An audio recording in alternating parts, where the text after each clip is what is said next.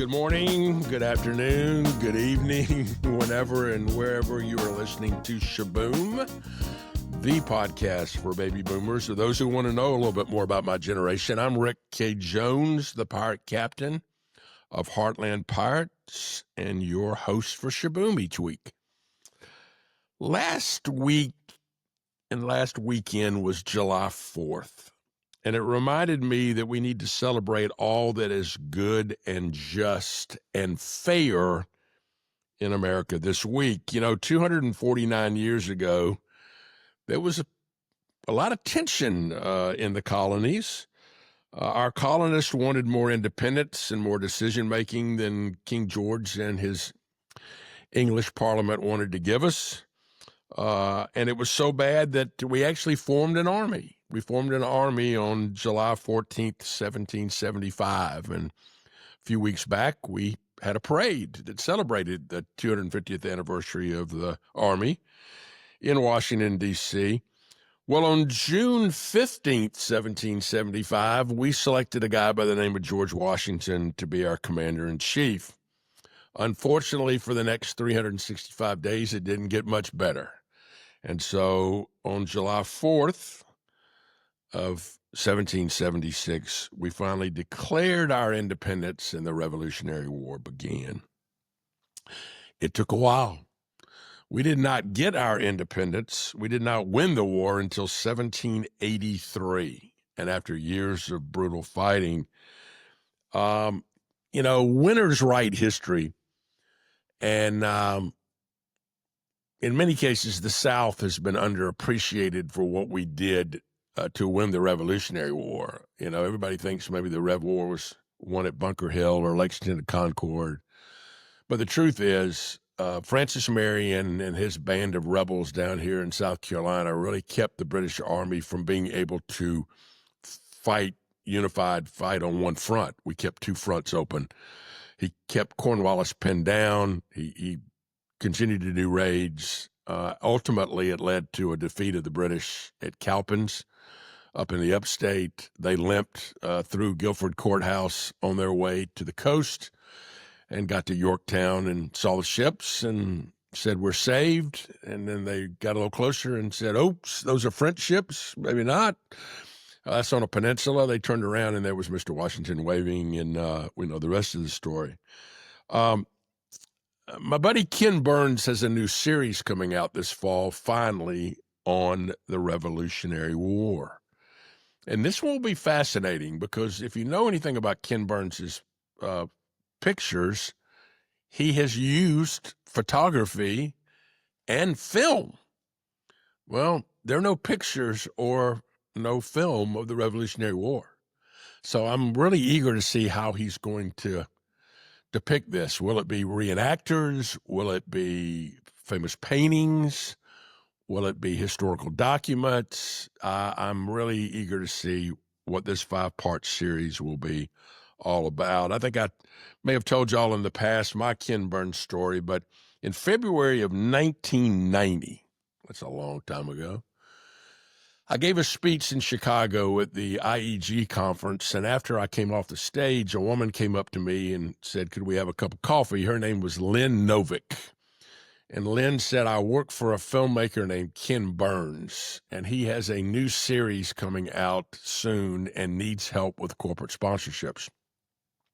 She said, "Will you come see him?" So I did. I flew to Burlington, Vermont. I drove to New Hampshire, to a little small town called Walpole, New Hampshire. And I went to Ken Burns's farm. He did his film editing in his barn. His wife made me a bowl of soup for lunch. We had a great conversation, and he said, "Rick, I need you to help me find some underwriting sponsors for a film called The Civil War." Well, about a week later, he called me and said, "Rick, I got good news for me, not so good news for you. The good news for me is I've done a 10-picture deal, an exclusive sponsorship deal with General Motors." So he didn't even need me anymore. But as a gift, Ken Burns sent me the DVDs of the Civil War. And I don't have anything at home that can play the DVDs anymore, but I still have my box set given to me by Ken Burns of the Civil War. Our revolution then begot what I call American Exceptionalism. The first song on our soundtrack today is the song America by Ray Charles. And we all know that song, but his version of it is really good, so I hope you'll listen to it. For the United States of America, it's been both a glorious and a painful journey to become a more perfect union. When Mr. Jefferson wrote the phrase, all men are created equal, he meant all white men who own land are created equal. But we've evolved as a society, and now we have freedoms for all Americans, regardless of sex, race, creed, religion, or even your financial means. Everyone has freedoms. And I still believe in the quote from John Winthrop that Ronald Reagan used in his farewell address, the great quote from Reverend John Winthrop, who was a Puritan, who was settling with a group of colonists into Massachusetts. He wrote this about America. In my mind, it was a tall, proud city built on rocks stronger than oceans, windswept, God-blessed, and teeming with people of all kinds living in harmony and peace. A city with free ports that hummed with commerce and creativity. And if there had to be city walls, the walls had doors, and the doors were open to anyone with a will and the heart to get there. Wow. How about that? What a quote. Reagan built on this phrase preached by John Winthrop and perhaps the earliest example of American exceptionalism. He wrote this in 1630. 1630, while still aboard a ship bound for Massachusetts Bay. It came from a sermon that he wrote called A Model of Christian Charity. He said, for we must consider that we shall be as a city upon a hill. The eyes of all people are upon us, so that if we shall deal falsely with our God in this work we have undertaken, and so cause him to withdraw his present help from us, we shall be made a story and a byword through the world. Well, we want a byword.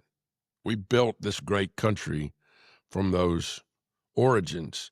His sermon, his speech, really came from Matthew 5:14 through 16. If you go back and read the scriptures, it says, you are the light of the world. A city set on a hill cannot be hidden. Nor do we people light a lamp and put it under a basket, but on a stand, and it gives light to all in the house.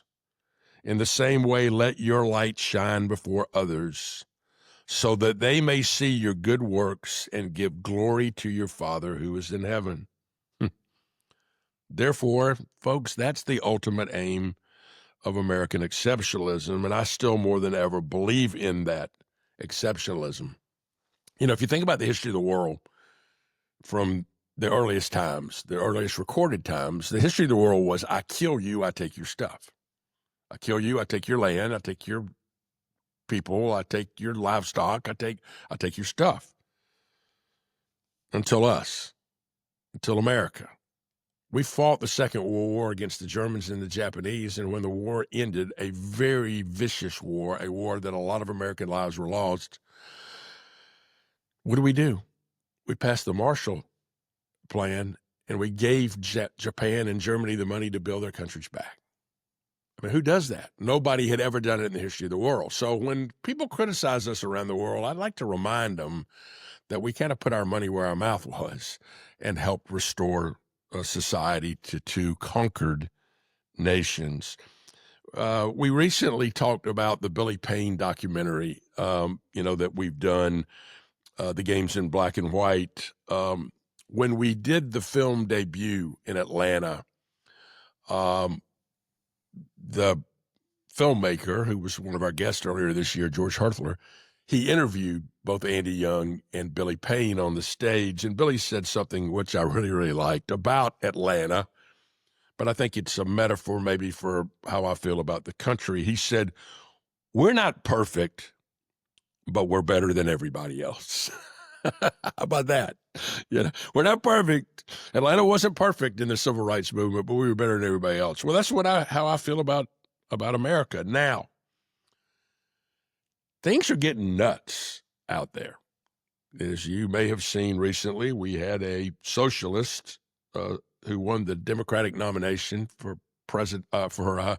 mayor of New York. He's 33 years old. He's an immigrant from Uganda, and he believes totally in socialism. And a lot of people believe in socialism, and that's why they voted for him. I'm going to read something that I think is pretty interesting from Facebook today. And I don't often read things from Facebook, but this is pretty interesting. This is from a woman named Alyssa Algren. Alyssa Algren is a 26-year-old college student getting her MBA. And this is what she wrote. My generation is blind to the prosperity around us.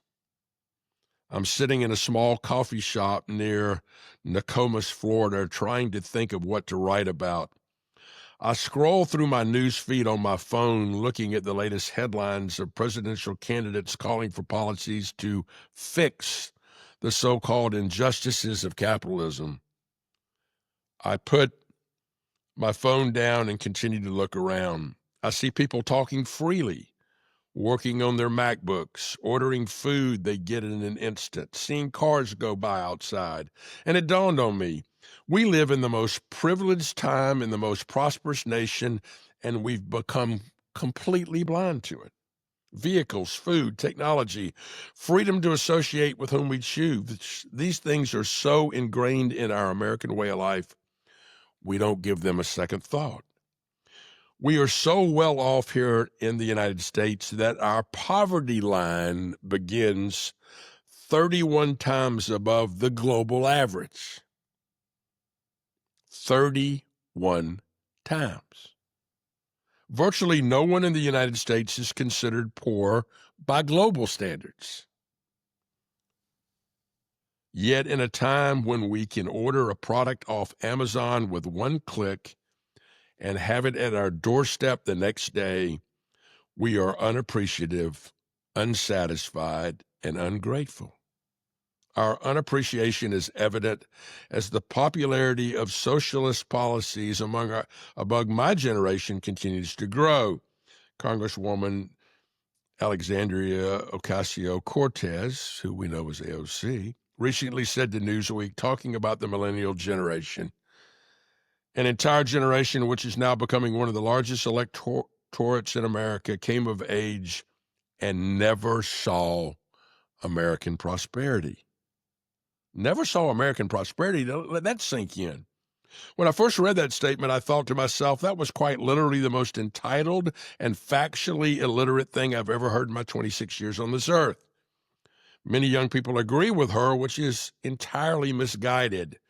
My generation is being indoctrinated by a mainstream narrative to actually believe we have never seen prosperity. I know this firsthand. I went to college.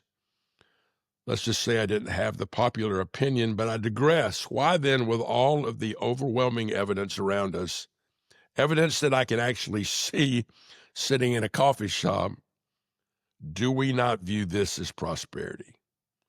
We have people who are literally dying to get into this country. People around the world destitute and truly impoverished. Yet we have a young generation convinced they've never seen prosperity, and as a result, we elect some politicians who are dead set on taking steps towards abolishing capitalism. Why? The answer is this. My generation has only seen prosperity. We have no contrast.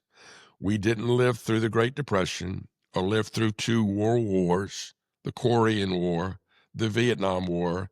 We didn't see the rise and fall of socialism and communism. We don't know what it's like to live without the internet, without cars, without smartphones. We don't have a lack of prosperity problem. We have an entitlement problem, an ungratefulness problem, and it's spreading like a plague. Wow. That's pretty powerful, isn't it? It's pretty powerful. Well, what are we going to do about it? Well, we got a chance next summer Next summer we're going to celebrate our 250th birthday of America. And what I don't know is, are we all going to celebrate? Or are we going to say America's a bad place? And I don't know. The jury's still out on that. It was an interesting dichotomy the other day when half the nation tuned in to watch a parade of our U.S. military that, quite frankly, did feature Donald Trump as the president of the United States, contrasted to millions of Americans protesting the No Kings Day. And so we were really, really divided. It's going to be interesting to see what happens. I'm working on a project that I'll tell you about soon called Sail 250 or Sail Forth 250. And it's about bringing the tall ships back to America in a way that I hope we can celebrate the history of our country and what makes us great and what unifies us. And so in honor of that, I've got a song on the playlist today that I think every baby boomer will know. It's called Sailing. It's by Christopher Cross. My guest today is my friend Tony Lynch, who is the founder and CEO of Lynch Pinnacle. Lynch Pinnacle is one of the best fundraising firms in America today. They have a specialty in a couple of things. One, they do a lot of public-private partnerships that benefit public works and municipalities and other things, but they also have a specialty in raising funds for historical places, historical events, and anniversaries. Let's welcome my pal, Tony Lynch, to Shaboom. Hey, pal, welcome to the show. Thank you, Rick. It's a pleasure to be here. And it's also been a lot of fun to work with you over the last couple of years. So, and more to come, I hope. Yeah, well, the feeling's mutual. I always like to start with my guests. Where were you raised and what was your childhood like? Well, I grew up in Washington. I live in Bethesda, Maryland now and have all my life. My parents met in the Second World War. My father was in the Pacific in Guadalcanal. He was an anti-aircraft artillery officer covering Henderson Field. And he met my mother when he was on leave, and she was a New Zealander. And they married, conceived my brother at Mount Cook on their honeymoon. He went back to the war for 2 more years, and she came over on one of those Liberty ships with all the other women that married the GIs. That's an interesting story in itself. And then they moved to Michigan, and then I have 3 brothers and a sister, and they were all in either New Zealand or Michigan. I was the only one born in Washington. He moved in the 50s, being executive of the Washington Post. And also, the funny thing too is that my mother was born in London during the First World War because her father fought in Gallipoli and then survived that, and then fought in Europe, met my grandmother in London while he was on leave, and they moved back to New Zealand. So I'm here because of the First and Second World War, I guess, but I guess there are a lot of people that could say the same thing. I don't know that people could say both wars. I mean, that's a really fascinating thing. I mean, your DNA is a little bit all over the place. Well, I am kind of proud I'm a half Kiwi because I think the New Zealanders are wonderful people. I was able to work when we were doing a lot of investment promotion work where we would help mid and large cap companies expand overseas in the 90s. And New Zealand was a great market. Because it was such a small market. So they were doing a lot of work in biomedical stuff and pharmaceuticals and small manufacturing and that kind of thing. So it was a great market. The funny thing is about things that happen in history is, what ifs. So, we have a client in Plymouth, Massachusetts right now called Plymouth Patuxent, and, it's about the Mayflower and early American history. And which is really interesting. And the passengers on the Mayflower have spawned roughly 35 million people in America today. And there's a great story of one of the passengers who fell off the boat and was able to grab a tether, and they pulled him back on board. But if he didn't make it, the Bush family and a lot of other people wouldn't be here today, which is pretty kind of interesting, isn't it? That is very interesting. Well, growing up and then working in the Beltway, there's been so many changes in Washington. I have a copy of an old book that was written by David Brinkley, when he was on NBC. It's called Washington Goes to War. And it's a fascinating story about how, Washington was a teeny little bitty town until the Second World War. And then overnight, it just blew up. And in a lot of ways, it blew up with a lot of young women that came to do all of the government work and, were secretaries and aides and all that kind of stuff. And Washington's never looked back from that time. But you've been there a long time. What kind of changes have you seen in the Beltway? Well, when I was growing up in the 60s and 70s, the people that ruled Washington were the guys that ran the banks. My dad was at the Washington Post. It was a small group of business people that worked with the mayor and built the city. And they were sort of the city fathers, for lack of a better word. Over the last 25 years, the growth has been exponential. You have Northern Virginia that's, grown in its own way on telecommunications and data. You have Maryland that's grown through biomedical. You have real estate that people have profited enormously from real estate in the Dulles Corridor and Tyson's and throughout where I am here in Bethesda. So it's really grown into from a very green city to a city that has a great deal of development. But I love it here. I grew up 5 minutes from my office and 5 minutes. I live, my office is 5 minutes from my home. So I really like where I live, and I like Washington a lot. But a lot of cities like Washington are stressed in a lot of different ways. So, but it's just sort of it's either growing pains or it's politics or it's a lot of different things. Yeah, well, the traffic in the Beltway is, you better prepare. Some days you may get someplace in 30 minutes. Some days you may get to the same place in 3 hours. Well, I used to work in Tyson's, and it would take me forever to get there and forever to get back. And so when I moved my company up here, I moved it very close to home.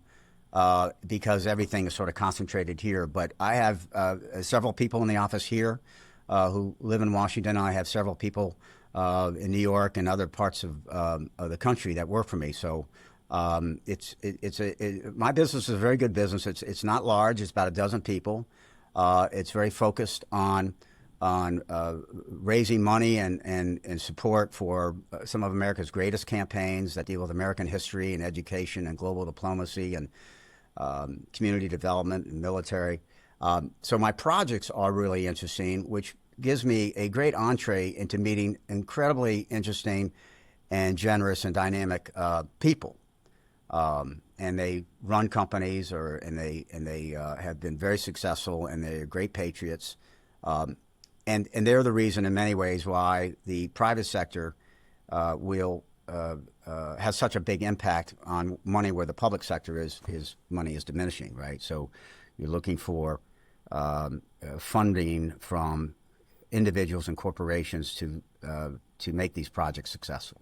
Well, we've been talking about on some of our recent podcasts, this generation, baby boomers, we're about to have the largest wealth transfer in the history of the world. Right. Baby boomers, according to some things you read, control about 81% of the disposable income in America. They've got $84 billion in real estate. And so, I think the timing of your business is extremely good for, a number of our generation that have created wealth and want to leave a legacy behind of some sort. Like you said, at a time that federal and state funding of some of these projects is being, if not eliminated, it has been curtailed a little bit. And, I've always believed this, and I think you believe this, if we don't learn from history, it will repeat itself. Right. And a lot of the projects you work on have a significant educational component to it. Even if it's a building, it's wired around the story.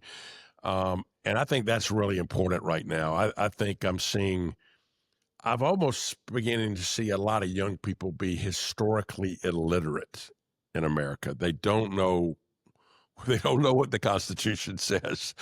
They'll talk about it, but they don't know. They don't know the essence of the Bill of Rights. They don't know why this particular person was recognized with a memorial or a monument or a museum and those kinds of things. And so what you do, I think, is really, really important right now. Talk about that a little bit.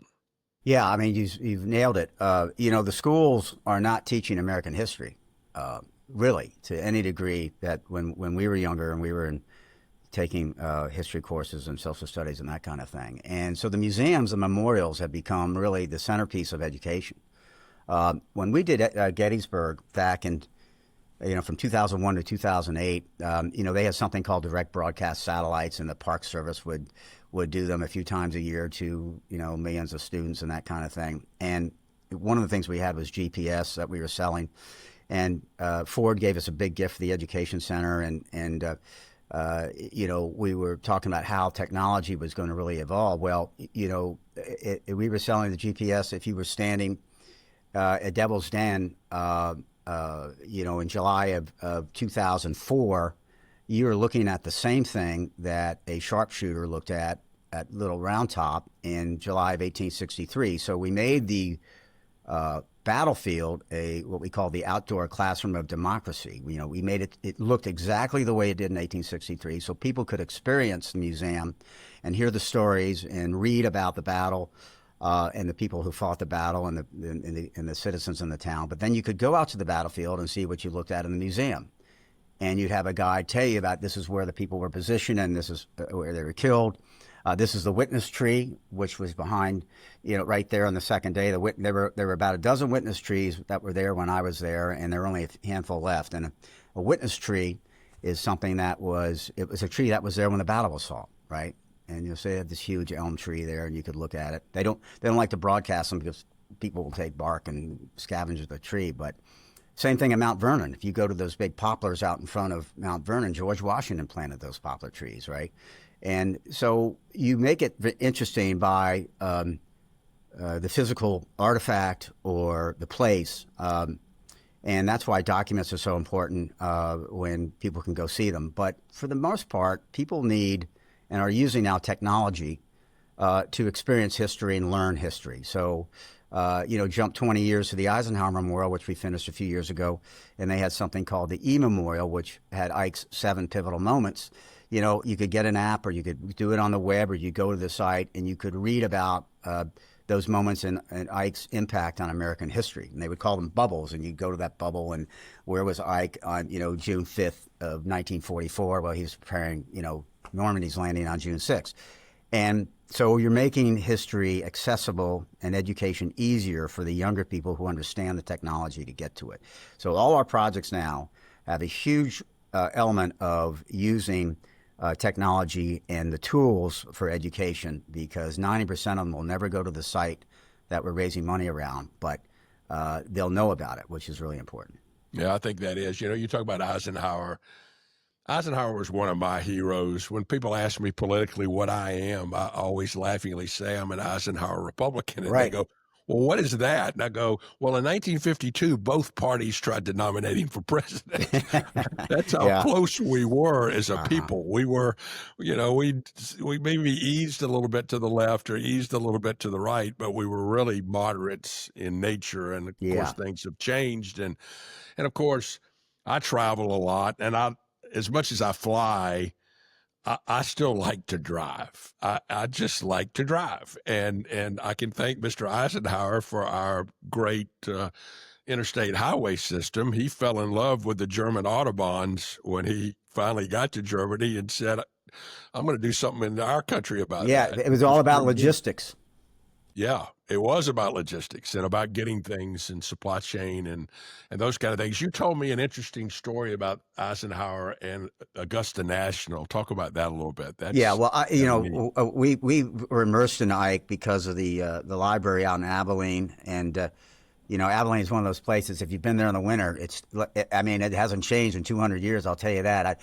I remember walking down First Street where Wild Bill Hickok shot his deputy by accident when he was killing Phil Coe outside the Alamo Saloon, and I just took myself back in history and sat there in Abilene, and it was very cool thing. And that's the whole idea here, is that there are so many great places in America and really overseas. I've done a lot of work overseas, that you can put yourself in that place in history and who was there at the time.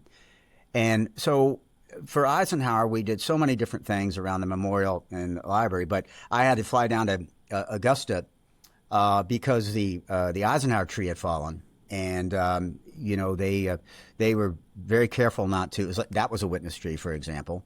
They're very careful not to be selling that off on anything. But if you go to the library today, there's a piece of that tree, and that has it.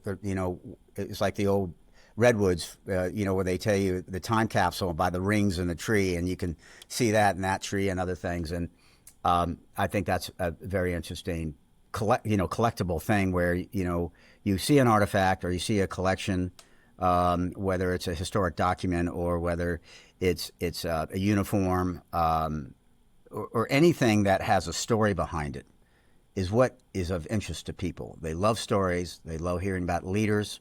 They love people that have overcome diversity, and it doesn't have to be on the battlefield. It can be in business. It can be in politics. It can be in all kinds of things. But American history is very interesting.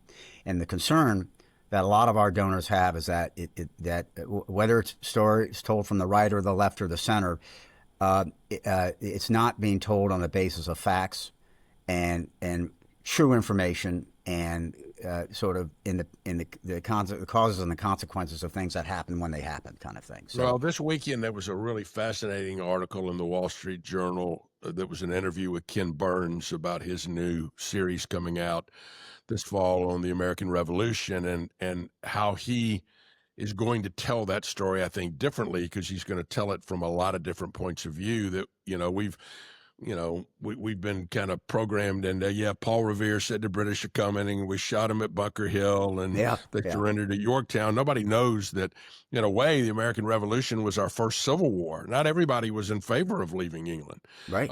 There were a lot of loyalists that were conflicted, and then you had the Native Americans that were trying to figure out, which side is going to be better for my people, and so many of them sided with the Brits. And my state of South Carolina, the Cherokees, sided with the Brits, and so the Patriots had to fight the Cherokee as much as they had to fight the British. And so I'm interested in that story and how he's going to tell that. And if you know anything about Ken Burns' films, as you do, he's always used photographs and, in some cases, even video.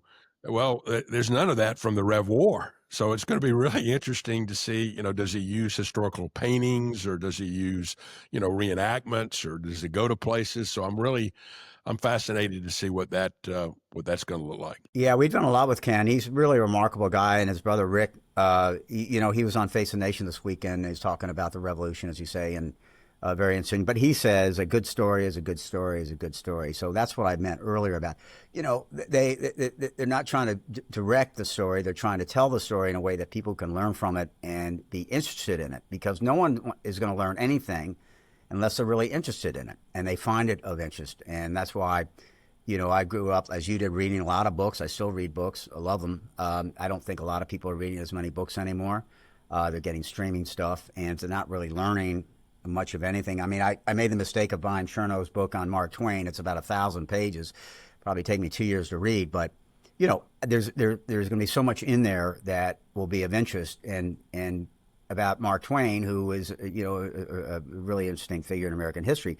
But there's so many of them. I do think that when we talk about places in America that people go to, a lot of my projects, you talk about American Exceptionalism, Bastogne. That's basically what we talk about for Bastogne. About 600,000 Americans fought there, right? That was the end of Hitler's Nazi Germany. D-Day was the beginning, Bastogne was the end, but our focus is on American Exceptionalism for that. We're doing work at West Point around those old stone forts that were to defend the point while the British were, in New York, and they have a history all their own. They're restoring those forts there. We're doing work on the Alamo, which is, such a dynamic and interesting story, not just for Texas, but for America. So I'm able to put, when we approach people, our people in our company, because everybody in our company does the same thing I do, right? We all do research. We all learn about our projects. We all engage with our client, and we all engage with our prospects, who are our partners or stakeholders. So everybody's doing the same thing. And so much of it is on knowing about our project and our campaign, and knowing who the people we're talking to, because most of the people that we raise money from, 75% of them, have funded our other projects. So we have an interest, a mutual interest and shared interest in that, and we know what they like. That doesn't mean they fund all our projects, but it does mean they take a look at a lot of them. And so to make it dynamic and interesting, we try to focus on the things that we think they'll find of interest as well.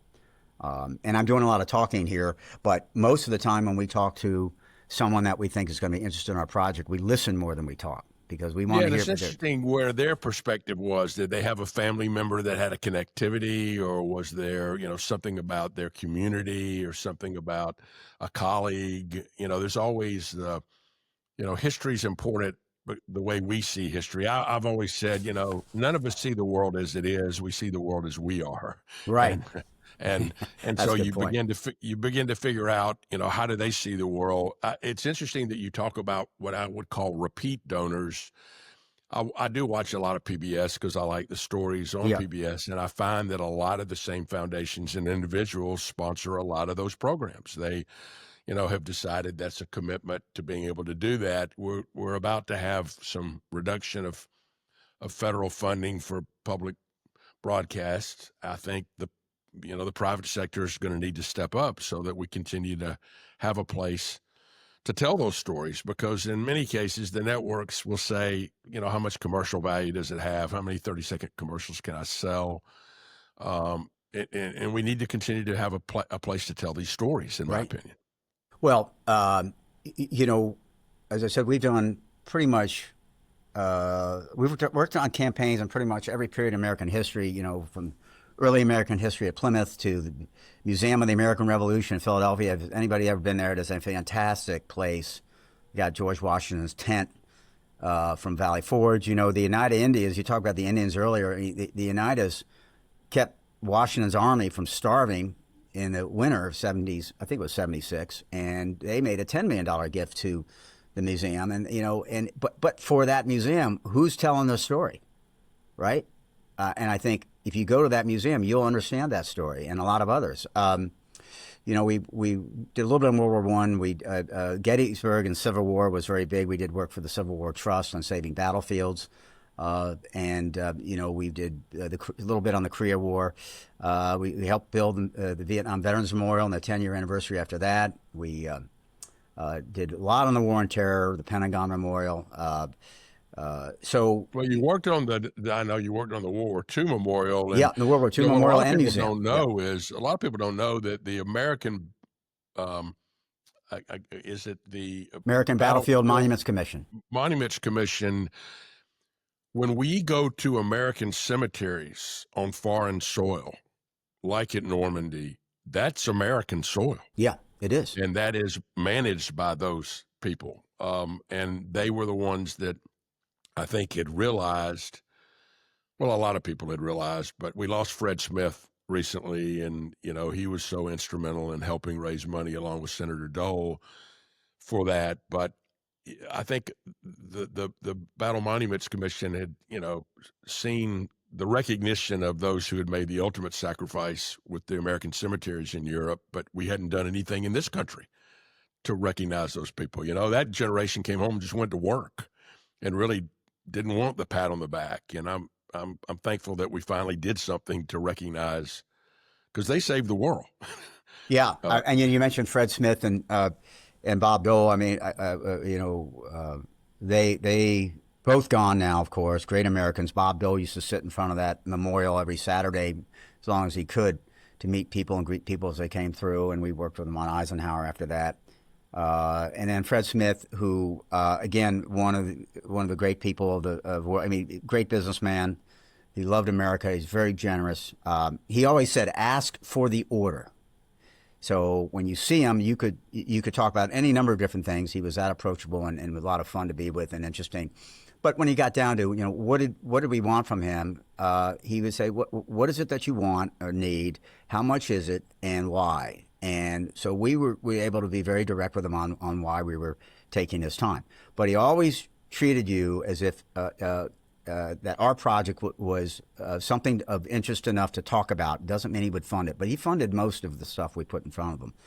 And of course, he's gone now too. But the other thing he said, which I couldn't agree more with, that he really thought mediocrity was the bane of any business, because if you embrace it, or I guess allow for it to happen, it's going to affect everybody else. So he was about exceptionalism too. Yeah, it's interesting.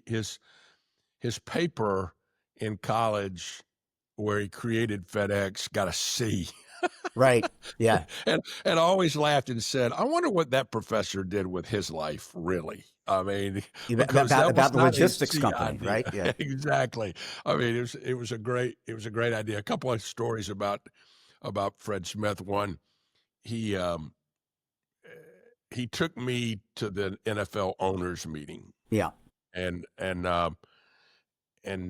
he gave up, he got up and gave the spiel and all that. And then he asked me to ask them for the order. And he said, Rick, get up here and tell these people what we came for. And I said we wanted them to run the Tom Hanks, spot that Right. we had, that everybody had produced in the stadium, that the Veterans Day weekend, we wanted them to pass the hat, or pass the helmet, as we called it. And we wanted $1 million. And it was really interesting. Wellington Mara, the late Wellington Mara, Sure. got up and said, I was in D Company in Europe in 1945, and I make a motion we give these men what they came for. And then Bud Adams, the late Bud Adams, who owned the Houston Oilers, later the Tennessee Titans, he got up and said, I was on the USS something in the South Pacific in 1945, and I second the motion. Well, later, Paul Tagliabue told me it was the only thing the owners unanimously voted for, because it was the only thing Al Davis voted for. That is funny.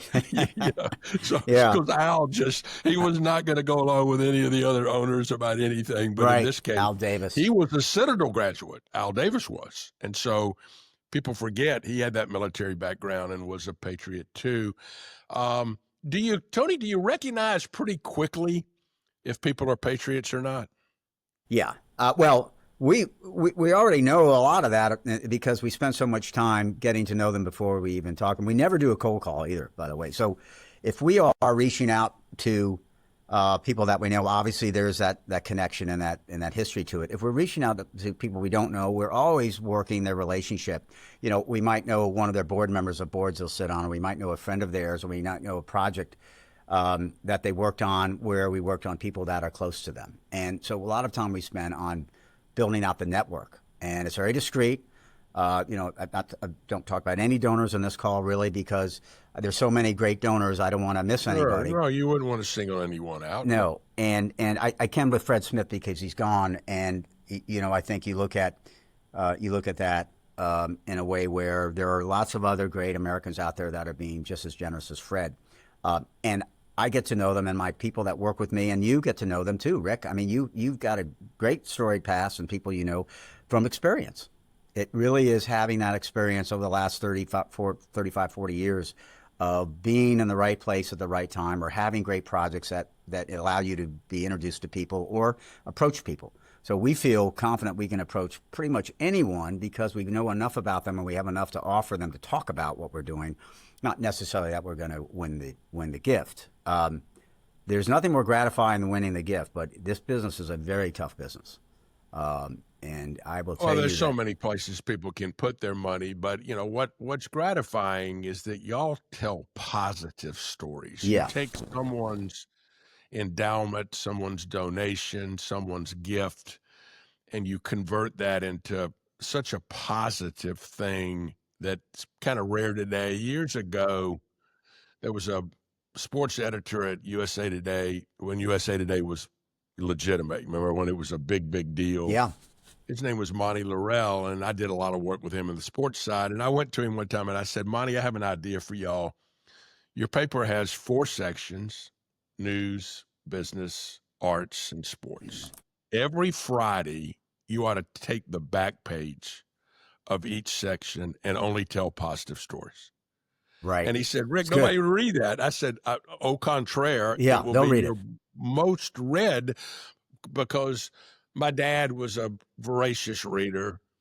And, he would come home at night. He was a government investigator. He would come home at night and read the paper, but he always read the sports page first. And I said to him, why do you read the sports page first? He said, I like to read about man's triumphs before I read about man's tragedies. Right. Right. And a lot of what y'all do really is about triumphs. Human And beings. overcoming Yes. adversity in a way where it's all about leadership. As it was 250 years ago, it is today. It's about leadership in different ways, and it's not just in battle. We do a lot of projects that help community development. Right? We do work, as I said earlier, on soft power and global diplomacy. We did so much work on helping areas around the world on development projects, right? Liverpool and Berlin, right after the wall came down. I mean, I remember going to Berlin, East Berlin, and staying there for a few days and raising money. There was a big push of bringing telecom and manufacturing. And there, half that town was, there were buildings there that the Soviets hadn't put a nickel in, had bullet holes in it. And you could see the transformation as it was happening. I think the places, Northern Ireland, Harlan and Wolf, we did work there. And it was just, we told the story of the place, just as we're telling the story here in the States about whether it's a memorial museum. I mean, we were working on the Military Women's Memorial, which is right at the gates of Arlington National Cemetery. People drive by it every day when they go to the cemetery. It's really the one key place where you can honor women who served. And it's this beautiful hemicycle there that's right there with the fountains, and you go in, and there's a museum behind that. And so we're doing a lot of work there, but it's also where you register all the women. It's got educational, big educational component to it. And so it sits right between the Lee Custis Mansion there and the Lincoln Memorial, and right up from the World War II Memorial. And so I think if you look at places I've been, whether if you're in London, I remember being in Whitechapel in London, and being outside the 10 Bells where Jack the Ripper, would find a lot of his victims, or Bay of Islands, New Zealand. When we were doing a lot of work in New Zealand, or the American Air Museum in Duxbury, with that old airfield that looks exactly the way it did in 1944, 43, where all those airmen lost their lives, and we built that museum. There's just a lot of interesting places that you can go to. And I think when people go to a museum or memorial, they should learn about, what city it's in, what happened in that city, what happened on that street. The Museum of the American Revolution is on the same street where Washington marched his army out of Philadelphia on the way to Yorktown. I mean, it's right down there in the historic district, right? Yeah.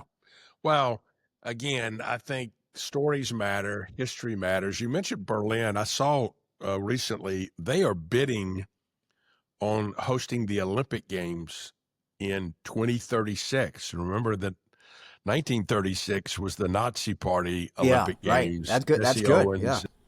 And so it will be really interesting 100 years later, and they kind of see this, and their bid book is about being repentant and changing the world, making it a better place going forward, and acknowledging that there were problems and issues in 36. But again, if people like you don't go out and help tell these stories, they don't get told. And leadership, a lot of leadership is emulation. It's understanding what leaders did in the past and how you want to take those characteristics and qualities and do a lot of that kind of stuff. Well, listen, what you do matters a lot. Y'all do it very, very well. It matters, I think, more than ever today. You get to spend time with a lot of what I call American exceptional people that believe in American exceptionalism. They put their money where their mouths are. They're patriots, but you are a patriot too. And what you guys do at Lynch Pinnacle really, really matters. And I'm proud to have you as a friend and proud to be working with you on the Self-Worth 250 project. And I know there's big things ahead. What's one project before we leave that you'd still like to do? There's one that's, kind of out there that you're saying, this is one I'd really like to be engaged with. Well, that's a great question. As much as I like to do the projects, I like to finish the projects. And, I always say, and I believe this, that, as long as clients are patient, our approach works, right? I mean, we go directly to the people that have the interest and the capacity and the influence to affect the campaigns. Where campaigns don't work is when mostly the projects are flawed in some way and there's no leadership that's making it work, or they run out of patience to raise the money. And you cannot raise money, especially at the levels that we're doing, without having that patience and letting the relationships develop with the donor, because the people we're talking to are sophisticated philanthropists. They make gifts the same way they make business decisions. They also have a lot of people coming at them for a lot of different things, and half the time it's for things they're not directly interested in. The other half is things they're very interested in. It's a matter of being queued up. So I love American history. I love all those projects. But, there's some projects I definitely like more than others, which I won't mention here on the things. And some are easier than others. But it's always the same approach. You have to be directly engaged with the people that you're trying to build a relationship with and enjoy doing it. I really do enjoy meeting these people. And my team is really good at what they do because they have the same passion I do. And they have to, because you can't do this without a real interest in what we're doing. You mentioned the Self-Worth 250, the tall ships. I mean, to me, I think that is, for us, Rick, one of the most dynamic projects we're ever going to come across, given the fact that it is the culmination of the 250th anniversary of country in New York City on July 4th, with the tall ships and the Gray Halls and the Air Thunderbirds and the millions of people that'll be there, and the media, which you're working on. And I think, every American ought to have a piece of that, because if they want to get involved and want to remember the semi-quincentennial, anybody you talk to that remembers the bicentennial remembers where they were during the bicentennial. So it could have the same impact, only probably 50 million more Americans now than there were then, to experience that. So I really like that project a lot, because there's, a finite objective there. There's between now and next July, we need to raise this money, and we need to, and things are going well in doing that. But, we need to make sure that we get every American involved that wants to be involved in that, because it's such a great project. A lot of fun. That's a great way to end. Listen, I appreciate you coming on today. This is just an episode on American Exceptionalism, and you're a great example of that. So thanks for being with us today on Shaboom. Well, Rick, thank you. I always enjoy working with you, and I look forward to probably talk to you later today. Be good. Thanks, Tony. Thank you, Rick. Take care. We've put Elvis Presley's American Trilogy on the playlist this week. It's a classic patriotic song by the king of rock and roll. I hope you'll enjoy it. But it's now time for the Song of the Week. As you know, I lived in England for a while. Well, when I was in high school, there were 3 guys my age that were also living in England. 3 American high school students were living and going to school in London. Their names were Dewey Bunnell, Gary Beckley, and Dan Peck. All 3 happened to be sons of Air Force personnel that was stationed in England. And they formed their own rock group, and they named that group America. Well, they put out an album that they cut. And I can remember being a senior in high school, and I was listening in the fall of 1971 to the Georgia State University radio station called WRAS. And WRAS played hippie music. They played albums. They played cuts that you weren't getting on classic FM radio. And that night, they played this debut album by America, and I was blown away. And I went out and bought the album. Well, about a week after I bought the album, another song by America was released as a single. And it was not on the album. And it was called A Horse with No Name. And so they quickly pulled the album back and repressed it. And the new debut album had the new song, A Horse with No Name. I own the album without it, which is kind of neat. I saw America later when I was in college. I came home for the weekend and went to Emory University and saw America play at Emory. The song on our playlist today is one of their classic songs, Ventura Highway. Speaking of Ventura Highway, it's time to get back on the road with Rick. Ventura Highway is that beautiful drive from L.A. County up to Ventura County on the Pacific Highway, which we know is Route 101. And right at the county line, sitting on the Pacific Ocean, is this amazing restaurant called Neptune's Net. And it's a classic road, side restaurant. But y'all, it has amazing food. Fresh seafood, great seafood plates, chowders, fried seafood baskets, grilled seafood plates, crabs, oysters, salads, cold beer. It's very famous for the motorcyclists. It's kind of a biker bar that travel up and down the Pacific Highway. But it sits literally on a bluff, and you look down at people surfing down below, and you eat great seafood. It's Neptune's Net on the Ventura Highway on the road with Rick. Speaking of the sea, here's a fun song on the playlist about the sea. It's called Brandy, You're a Fine Girl, and it's by Looking Glass. It's time to take a trip down memory lane. We're going back to my hometown of Atlanta today. When Charlotte and I first got married, there was a wonderful restaurant in Little Five Points called the Indigo Coastal Grill. And it was one of the first, Caribbean restaurants in Atlanta, and they had unbelievable food. They would do fresh seafood in parchment paper that they would steam and steam vegetables with it and all that. They made conch fritters. First time I'd ever had conch fritters. But this couple that owned the restaurant also owned a sailboat that sailed out of Miami to the Bahamas called the Dolphin.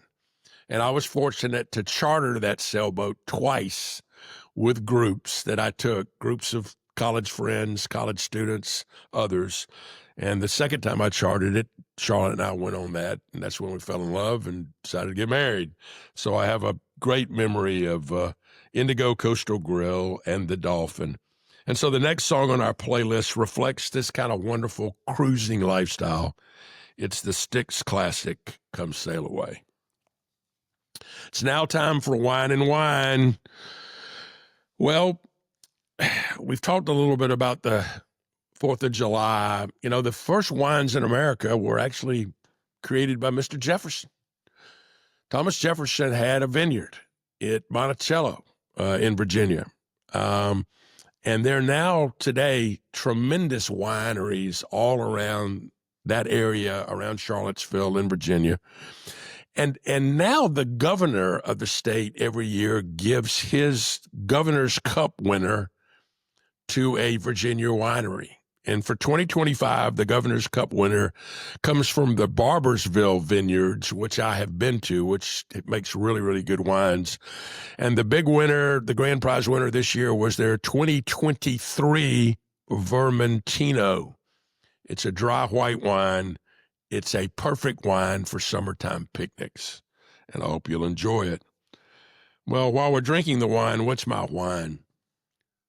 Why don't we say the Pledge of Allegiance anymore? I can remember in school, we said it every day. I can remember every civic group meeting I went to. We said it every time. I never hear the Pledge of Allegiance anymore. I wonder if 6-year-olds know the Pledge of Allegiance. I don't know. And that's my wine. It's time for the last word. My buddy Brad Todd, who's been on with us talking politics, recently posted something pretty interesting on Facebook. And I want to read this to you. I've been reading a lot to you today, but I think it's kind of interesting what he wrote that kind of says what I feel about next summer's celebration. He said,